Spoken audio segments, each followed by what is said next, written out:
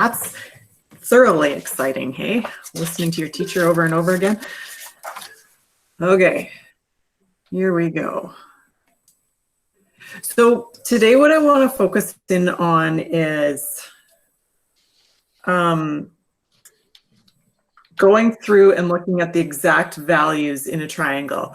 So the whole unit last week was focused a little bit more on finding the reference angle, finding those, putting angles in standard position and kind of getting some of the meat of that all done.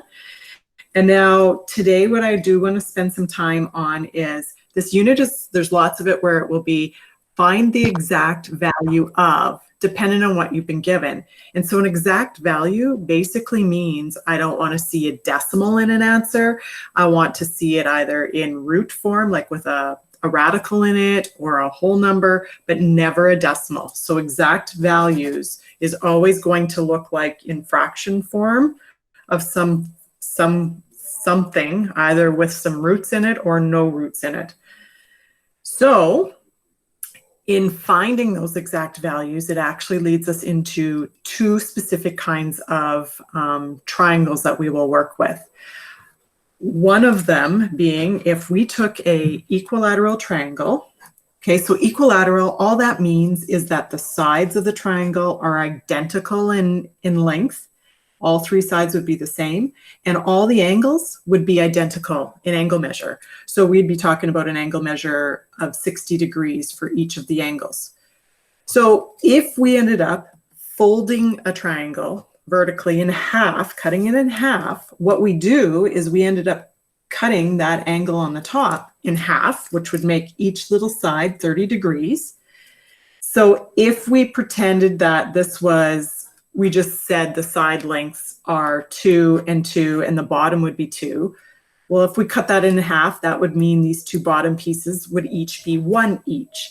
Okay, and that's arbitrary. We could use whatever value we wanted, but for the purposes of doing this, we're going to use 2 as that value. So essentially then what would happen is we would create this lovely right triangle that would look like that, where half of that top angle was 30 degrees. You have your 60. That full length of that side of that triangle was considered to be 2. And the short little piece on the bottom, because we cut that bottom in half, is equal to 1. Now, if we went through and used Pythagorean Theorem, going through this process, if I used Pythagorean Theorem, we could actually figure out what this mystery piece is, what this relationship of this side is compared to these. So in saying that, the C, which is your hypotenuse, we would square that. This we could say is our A. Doesn't matter. It's just one of the legs, A or B. And let's say B is that missing piece that we're trying to find. Well, we would end up we would have this as, this is 4. This is B squared is equal to plus 1. So I'm getting B squared is equal to 3, but I want it to be just a B. So that would mean I would have to take the square root of both sides. So in reality, this side here is actually the equivalent of root 3, because the square root of 3, I don't want a decimal, just want it left as a root. So here what we've just done is created our very first special triangle. And this special triangle, which is always for a 30, 60, 90 type triangle that we make, and this is, and you'll see it denoted as a 30, 60, 90 when we talk about it or in questions and whatnot. So this special triangle means that we have special side relationships to worry about. So in saying that, the side opposite to the 60 degrees will always have a side relationship of root 3 compared to the other ones. The side opposite the 30 degrees will always have a side relationship of 1. And the side, your hypotenuse, or opposite to your 90, will be represented by 2. So what that does then is it actually allows us to set up some nice ratios based on our trig functions. So knowing these values and the relationship between them, we're able to set up some trig relationships based on these angle measures. So for instance, with this, if I think of 30 degrees, if I use that sine of 30 degrees, if theta, if we're going to work at it from this particular standpoint, if I think sine of 30 degrees, think sine is represented by opposite over hypotenuse. Well, the opposite side to the 30 degrees is 1. The opposites, or the hypotenuse in this triangle, is 2. So what we just established is that if we take the sine of 30 degrees, the exact value for the sine of 30 degrees, not written as a decimal, not anything else, this is considered to be the exact value of sine of 30 degrees.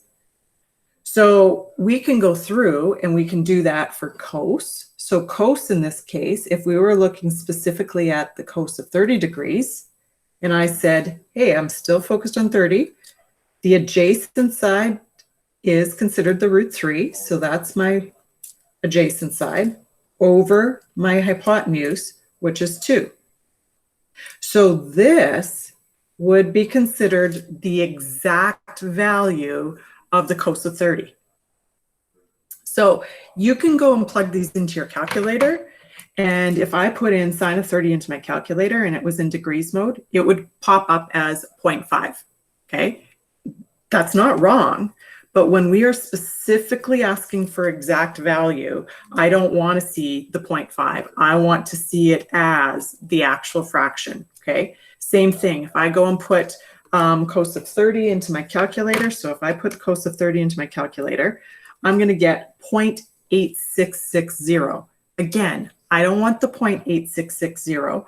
I want it still as fraction form, as the exact value. And if I do the tangent, tangent in this case is opposite over adjacent. So tangent of 30, sorry, this is 30 degrees. I'm going to have opposite, which is 1 over adjacent, again, which is the root 3. Now, remember back to our radicals unit, we don't want to leave a radical in the denominator, so I'm going to rationalize that by multiplying top and bottom by that root 3, which is going to give me root 3 times root 3 is just simply a 3 in the bottom, and I've got a root 3 on top. So the tan of 30 is considered as the exact value to be root 3 over 3. Questions on that so far?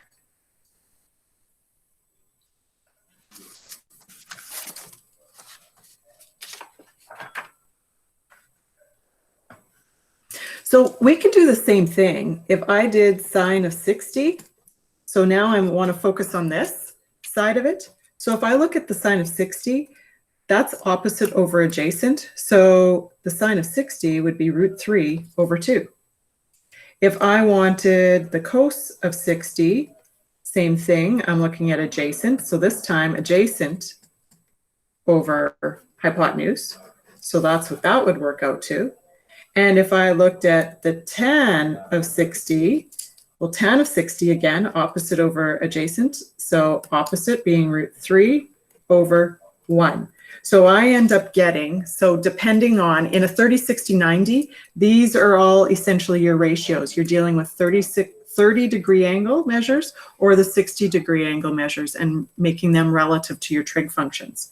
So this only works for these special cases of a 30, 60, 90 triangle. So that's the first special triangle that we work with. The second special triangle that we will play around with is this instance of, hey, if I had this triangle where I have 45-degree angles and my 90-degree angle in here. Well, the thing is, with this kind of a triangle, it's an isosceles triangle because both of these angles are 45.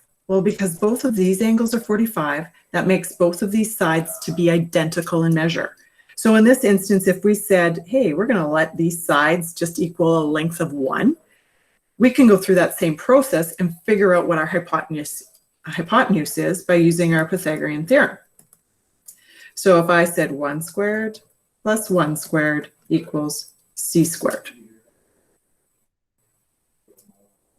So in this case, 1 plus 1 gives me 2. And if I want to find c, c is going to be the square root of 2. So that means the relationship in a 45 degree right triangle is showing that my two sides, the two legs of my right triangle would be 1, and my hypotenuse would be considered to be 2. Root 2, sorry. So we could go through the same process with this. If I am trying to find the side relationship of the ratio for sine of 45, well, I can use whichever side. Both angles are 45 degrees. I could look at this and go, again, it's opposite over hypotenuse. So in this case, 1 over root 2. Again, I don't like that root 2. So I'm going to times top and bottom. So this is going to give me root 2 over 2. But guess what? If I do cos of 45, if I go with the cos of 45, well, the cosine is adjacent, which happens to be 1 over the hypotenuse, which is 1 over root 2. So that works out to the exact same thing. So the sine of 45 and the cos of 45 are going to give you the exact same measures. These are, again, are considered your exact values, your exact ratios. So if I go tan of 45, so if I go tan of 45, well, that's opposite over adjacent. So opposite over adjacent, which 1 over 1, that gives me an exact value of 1. And again, if I went and put these into my calculator, I put sine of 45 in, I'm going to get a decimal, right? If I put cos of 45, I'm going to get a decimal. Now, some of your calculators, if you have a read-write calculator, it will actually convert it for you. But here's the thing. In this unit, I need to see that you understand this piece of it, okay? So I am looking for that you remember these two special triangles. So essentially now we have the 45, 45, 90 triangle, this one, and we've got the 30, 60, 90 from the previous page. Questions on that so far?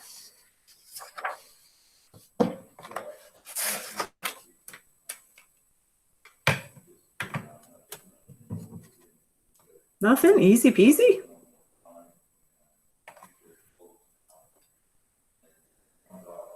So we typically are used to using our trig ratios as using it like opposite over hypotenuse, right? Like that's kind of, we think of and remember SOHCAHTOA, and we kind of are able to work through that. For the most part, you are going to operate in that world. That's probably where we're most comfortable with, because that's what we're used to seeing. I do want to show you, though, as we move through this, that there is another representation that can do the same thing for us, especially when we start to work with coordinate planes and kind of operating in the world of X's and Y's. So when you get to pre-calc 30, you start to work in what we call a unit circle, which then our brains operate in terms of, hey, you know what? This height here, this piece here is represented by Y, and the distance going across here is represented by X. This here, what we're so used to calling our hypotenuse, is also considered to be what we know it as our radius. Okay, so all they've done is, instead of like this Y in our world over here, really is representing the opposite side. This side down here, okay, is our adjacent side. And this here in our world that we've usually been working with represents our hypotenuse. So all this is doing, all we're doing is just showing you just a different labeling system. So in this instance, if I'm looking at sine of theta, okay, theta being this angle, which is opposite in our world what we're used to seeing, also can be considered Y.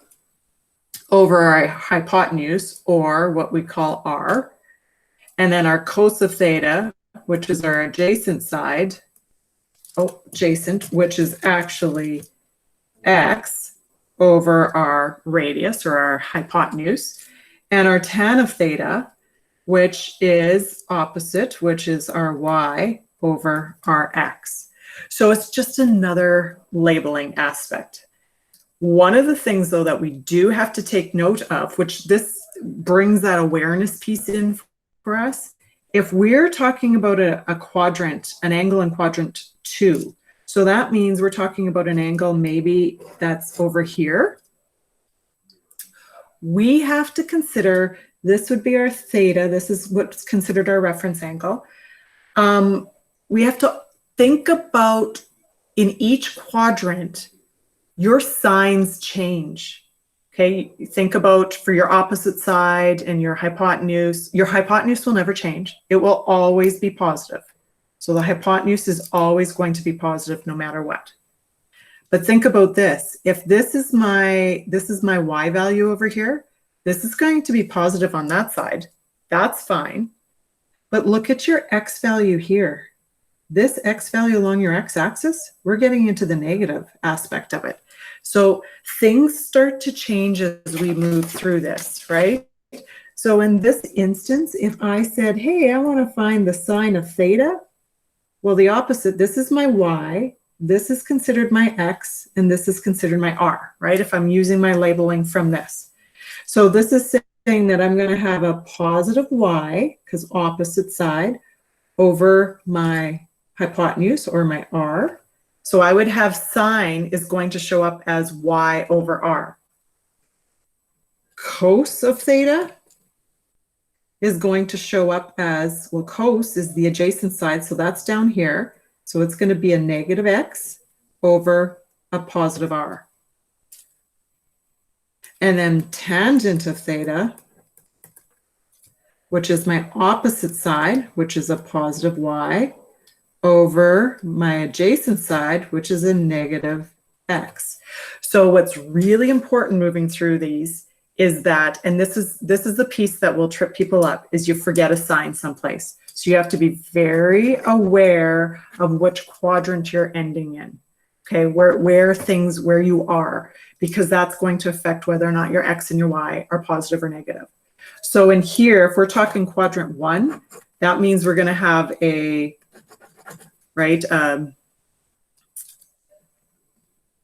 reference angle that shows up in quadrant 1, which means your y, it's going to be positive. Your x, it's going to be positive. So now when you do your ratios, everything, each ratio, your sine, your cos, and your tangent ratio are all going to be positive in this quadrant. Questions so far? No. Nothing? Feel like I'm throwing a whole bunch at you, but it's kind of, we need to build that foundation to get there, right? So knowing quadrant 2, quadrant 1, knowing that signage piece there, you also will have a different sign aspect in quadrant 3. So in this case, your x is going to be negative there, and our y is going to be negative, and our r, it's still going to be positive, because that hypotenuse or that radius that comes out is always going to be positive. So no matter where we go, so if I'm looking over here, I'm going to have a positive x, but in this case, I'm going to have a negative y. So that's a lot of little pieces to remember, but there is one way that you can remember all of that kind of in one little acronym, and we call it CAST. So we use a capital C, a capital A, capital S, and a capital T. And so what the CAST rule says, and what it helps us to determine, is it tells us which quadrants are ratios. So these ratios that I was figuring out over here for this particular, in quadrant 2, when I said sine was positive, cos ends up being a negative ratio, and tangent being a negative ratio. Well, if we use what we call the cast rule, so look at this. This is quadrant 2. This is my quadrant 2 over here, right? This is quadrant 1. That's quadrant 2. And that's 3. And that's 4. So in quadrant 2, look at, sine is the only thing that was positive. That's why we put an S in quadrant 2, because it's the only thing that is positive in quadrant 2. Everything else, sine or cosine and tangent, they're negative. So they don't show up in here in terms of being positive. So what these letters represent is what trig ratio is actually positive in those particular quadrants. Everything else in those quadrants will be negative. So the A stands for all. So everything is positive here. All trig ratios, sine, cosine, and tangent. Here, the S stands for sine. So sine is the only thing that is positive in quadrant 2. Every other ratio is negative. And down here, well, that only makes sense. Tangent is the only thing positive in quadrant 3. And in quadrant 4, cosine is the only thing that's positive. So that helps us too, moving forward, to kind of give us a little quick kind of look at it, and then you can see right away, oh, I'm in quadrant 1, so all my ratios should be positive. Oh, I'm in quadrant 3. Oh, tangent's going to be positive, but sine and cosine are going to be negative. Questions on that?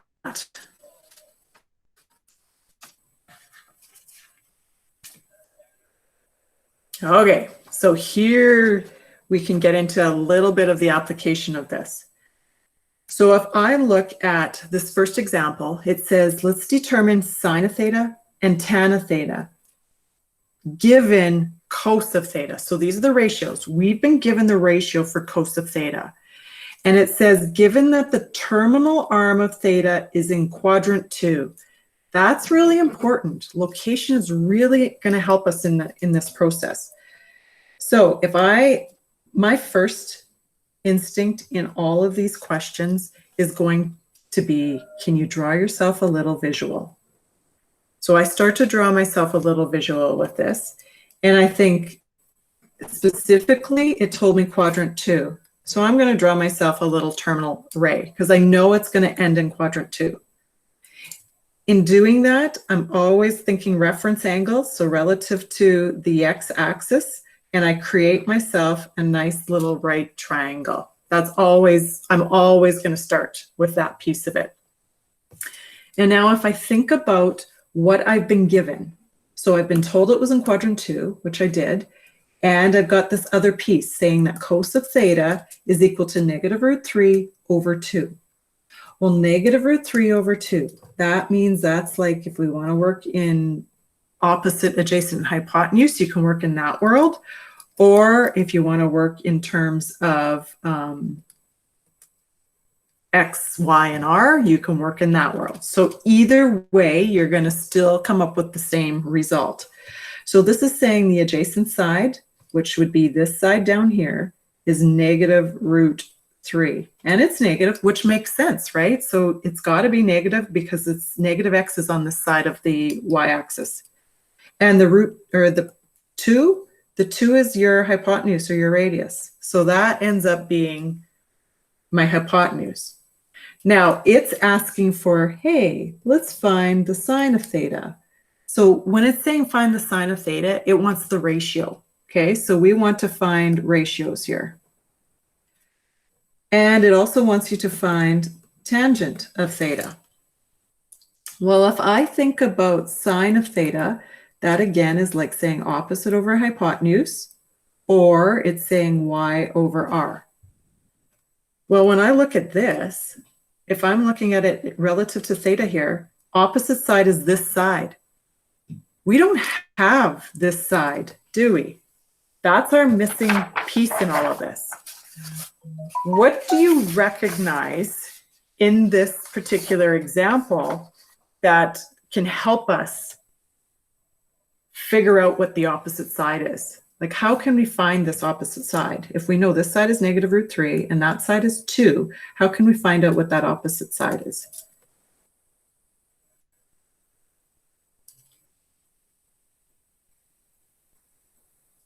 Go back and let's use Pythagorean Theorem. Okay, so fill in. You got a right triangle, you've got two sides, and you're trying to find the missing side. So we definitely want to go to Pythagorean Theorem. In this case, I'm going to have a negative root 3, then I'm going to square. B squared I don't know about, and C squared, that's my 2 that I'm going to square. So 2 squared is 4. I've got a B squared. A negative root 3 times a negative root 3 is going to work out to a positive root 9. And positive root 9 is actually 3. So now I'm going to subtract the 3 over. So I'm going to be B squared is equal to 1. And the square root of 1 is actually 1. So what we just did is discovered that this side here is actually a 1. And look at it. It's a positive 1 because I'm on the y and I'm going up. I'm above the x-axis. So knowing this piece here helps us in determining the rest of my trig ratio. So I want sine of theta. I want the opposite side, which is 1, over my hypotenuse or my radius, which happens to be 2. So my exact value, sine of theta, is equal to 1/2. And then I can do the same thing for tan of theta.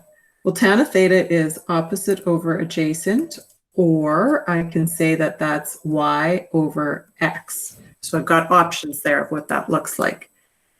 Now, when I go to plug these in again, so I'm looking at opposite side being a positive 1 over x. Again, take note, it is a negative root 3. So I've got a negative in the bottom here and a root. So I am actually going to multiply top and bottom by negative root 3. So what that gives me is I'm going to get a negative root 3 on the top. Negative root 3 times the negative root 3, again, gives me a 3. And that ends up being my actual exact value, exact ratio for tan of theta.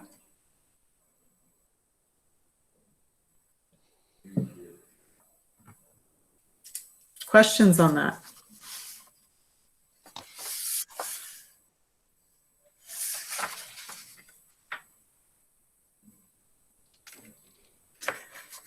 How far do you want me to take this? Do we want to do, I'm just trying to figure out where we want to go with this, how much I want to give you guys today.